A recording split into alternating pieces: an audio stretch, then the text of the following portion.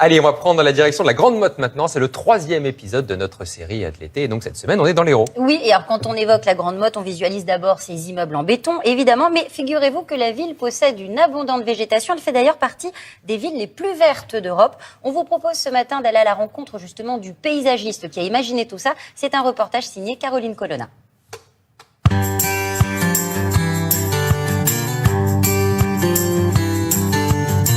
Je suis Pilé-Pierre, paysagiste concepteur. J'ai participé à la conception, à la réalisation de tous les espaces verts, depuis les origines jusqu'à vraiment les derniers travaux en 1995. Ça a été réalisé en 30 ans. Chaque année, il y a eu une tranche de plantation. On voit en 1972-73 toute la voirie qui vient d'être finie. Les platanes tout jeunes, les platanes après. L'argument du platane, c'est lumineux en hiver, il perd ses feuilles en hiver, et c'est l'ombre fraîche en été. On a déterminé, ce qui est important, une palette végétale. C'est la liste des végétaux intéressants et qu'on a conseillé pour faire les aménagements dans la ville nouvelle et utiliser les espaces verts. Il y a un microclimat à la Grande Motte qui fait que le pin pignon, à cause du sol et à cause du climat, il est dans son élément. Ils sont magistraux. On a utilisé la nature pour qu'il y ait cette présence de chlorophylle près de l'habitat permanent. C'est tout le front de mer qui est aménagé pour le public, pour accéder à la plage et pour circuler sur 4 km. Tout piéton, pas de voiture.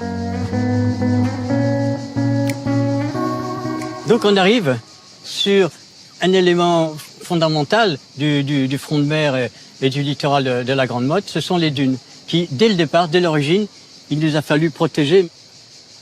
Si tout le monde vient, piétine et marche, ça remet le sable en mouvement, ça déchausse les végétaux qui meurent, ça périt. Et la dune ne reste plus là, elle se déplace, et on a le sable dans le rez-de-chaussée des immeubles.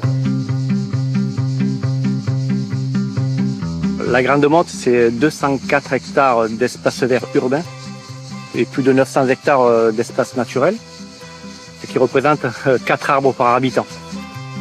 Au niveau européen, en bordure Méditerranée, on est la première ville aussi verte. On se l'approprie comme notre propre jardin, donc c'est un travail quotidien et on fignole, on essaye de fignoler un maximum. On utilise des plantes peu gourmandes en eau dans nos massifs. Ça met une couleur, ça fleurit tout l'été. Là, on a du Perovskia. Derrière, on a du Gora blanc. Ce sont des plantes qui sont très solides.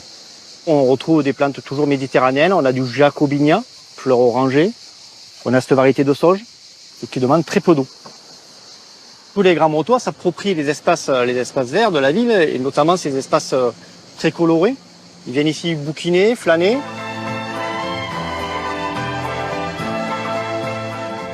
Et on retournera à la Grande Motte demain pour le 4e épisode déjà de notre série de la semaine. Bon,